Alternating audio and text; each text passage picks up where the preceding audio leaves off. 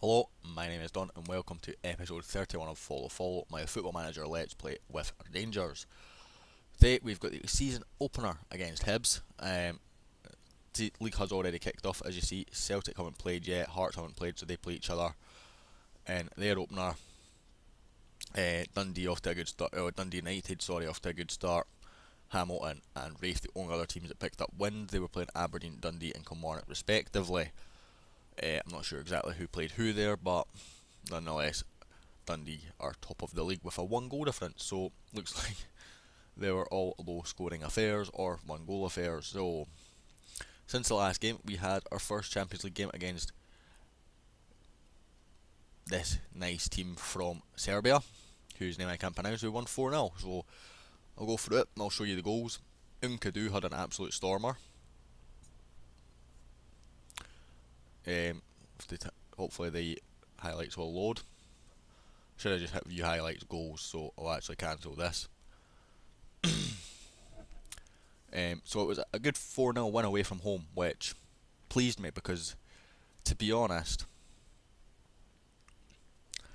I was expecting this to be a very tough game. But Unkadu just grabbed it by the scruff of the neck and went ham. When this loads, I'm just going to come back out and we're going to view highlights goals.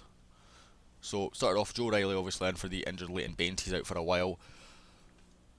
Larenko, our new man, passed to Ravael and back to Larenko, and I believe he found Unkadu, who just stepped inside and shot and found the top corner. Lovely finish there from the former Spurs man, who we couldn't have afforded if Spurs didn't pay part of his wages. Then we had a corner whipped in by Mackay, headed out, and I know the goalkeeper's in no man's land, but what a strike that is from Unkadu.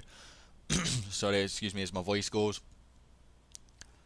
I think even if the goalkeeper was in the right place, he wouldn't have saved that. And I can't really remember this one. I'm going to skim it forward just a little bit because otherwise we'll be here all day. Tavernier nicked it on the halfway line. Pass to Ravael, back to Mackay. And is this the big... No, it's just a wee pass through into it. Yeah, so Mackay was forced all the way onto the other side and then just passes it over to Unkadu, who slots home. Lovely finish for his hat-trick in this game.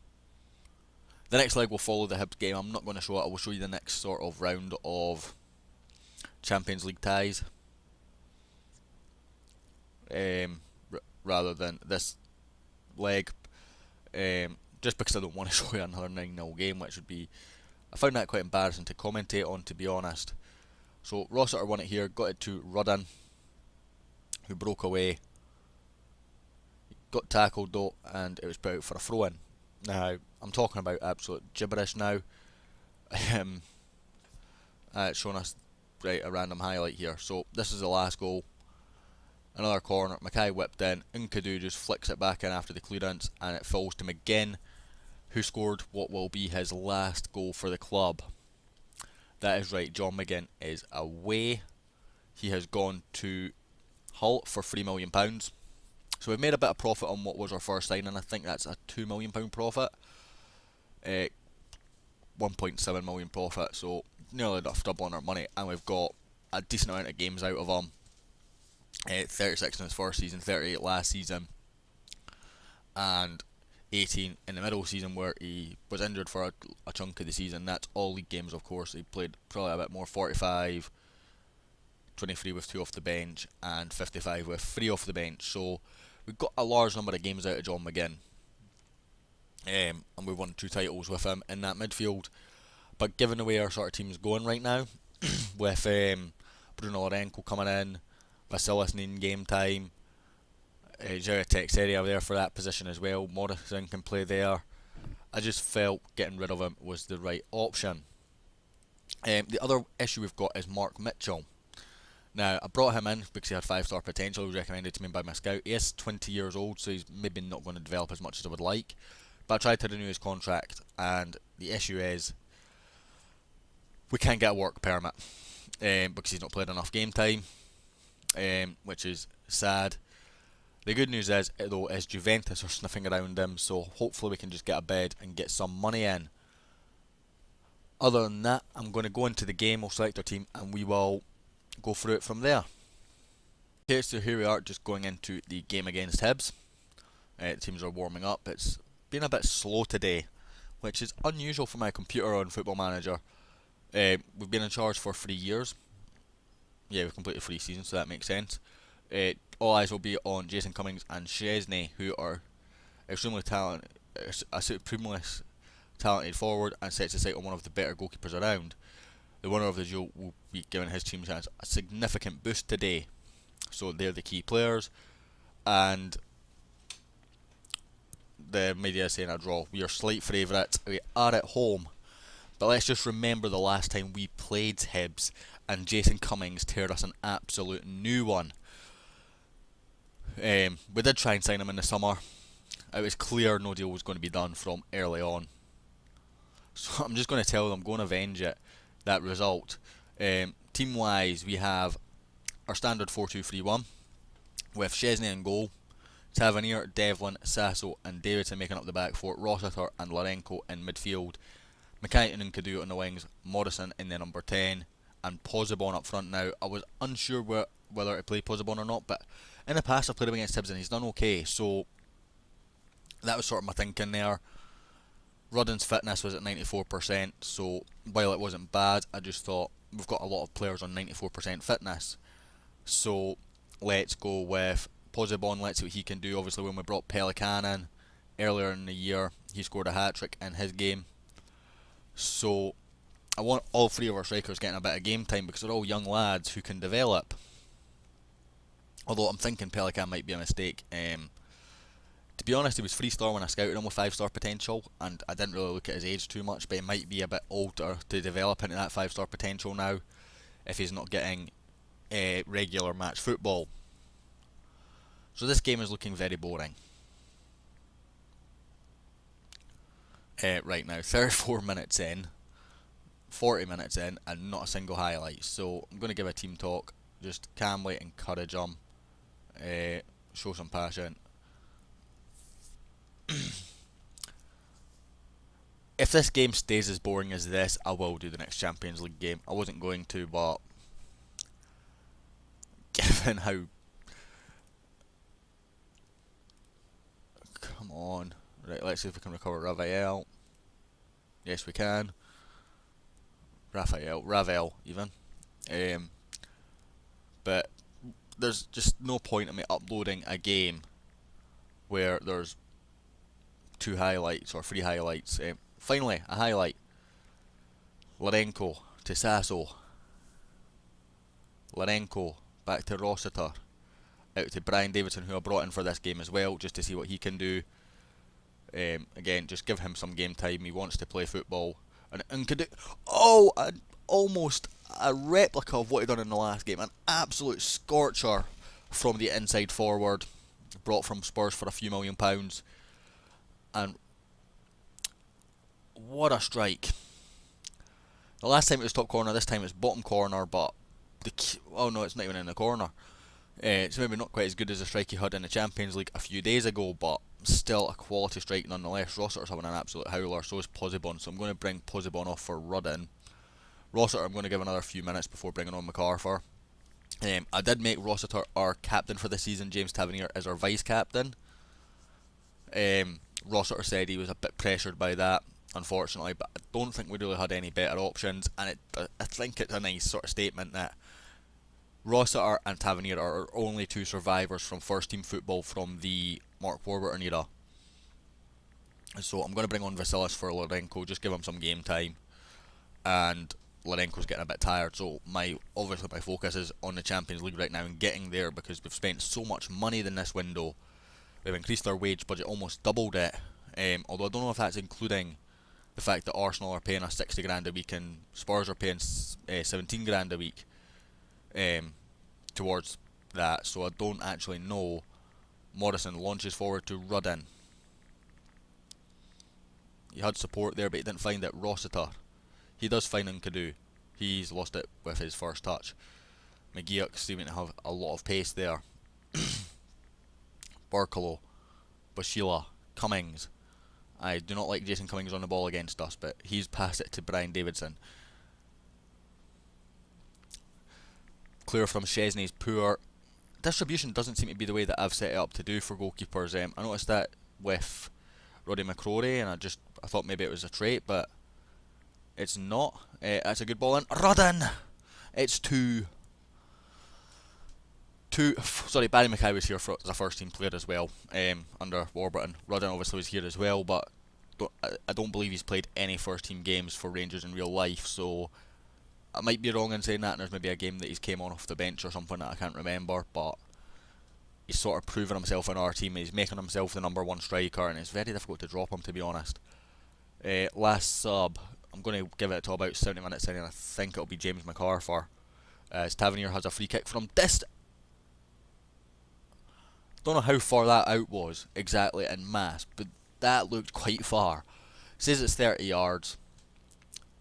But what a strike. It's his first goal since his injury layoff, which was at the end of last season, of course, so he was not really missed a whole lot of competitive football. Missed the title decider and the cup final, I think.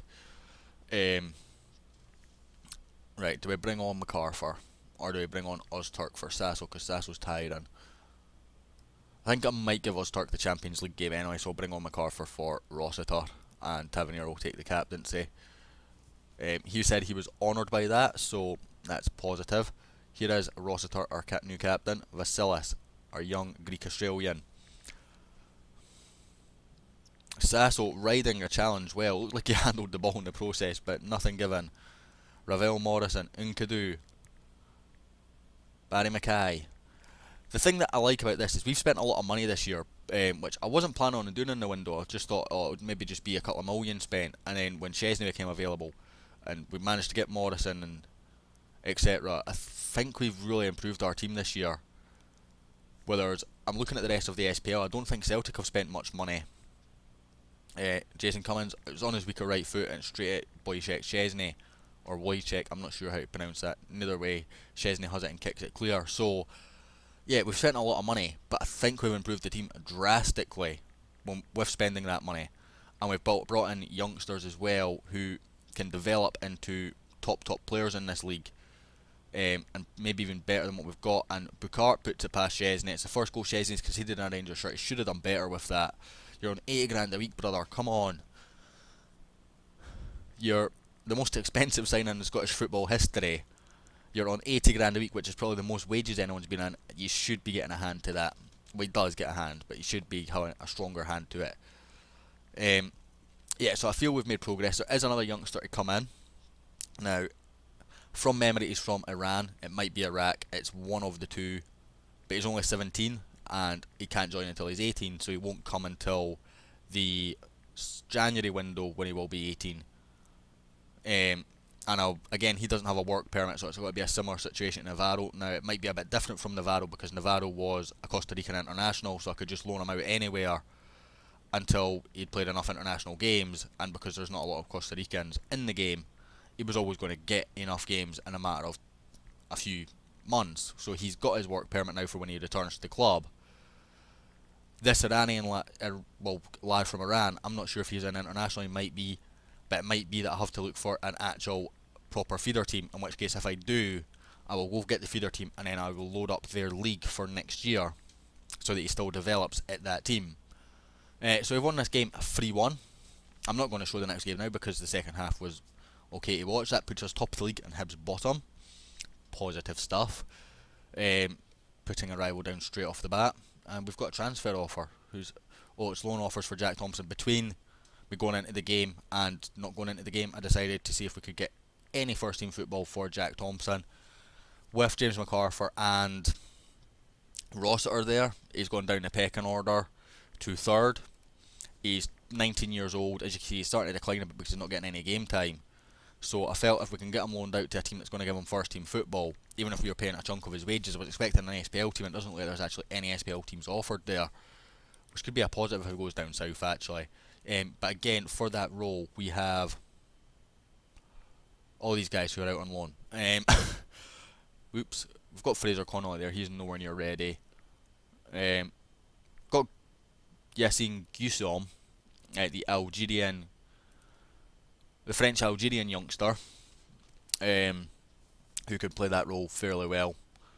Well, not fairly well, but to an extent. So if there is any issues, we can just promote Yassine and get him some game time. Still trying to get Norberg out on loan, but I just can't find anyone for him. So Ipswich have made first team offer, so we'll accept Ipswich.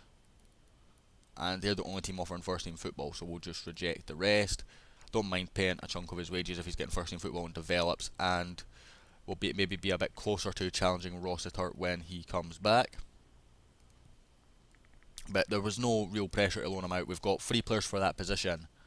2 senior players and 1 youth. I think there might be another player that can play there, like Bruno Lorenko might can do it.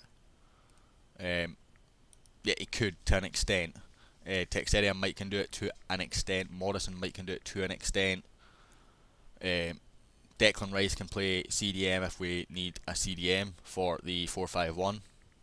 So we have options for the roles that Jack Thompson plays, and I think just getting him out and getting him some game time is worthwhile. It still says we've got an offer here, Birmingham. So I didn't reject Birmingham. Yeah, it's Ipswich was the one that we accepted, so that's fine.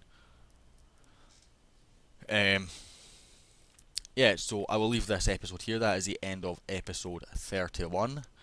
We will be back with the playoffs for the Champions League, should we not lose 5-0 against the Serbian team whose name I'm going to stop trying to pronounce. Failing that, we will be back with the Hearts game. So should we lose 5-0, we'll be back with the Hearts game, because then we can just sort of wrap off the transfer window. But nonetheless, it's a very positive start to the season. Very good results in the Champions League. Very positive results. Well, very positive result in the opening day of the season against Hibs. So I will see you in the next episode, hopefully. And if you enjoyed, a like and subscribe is always appreciated.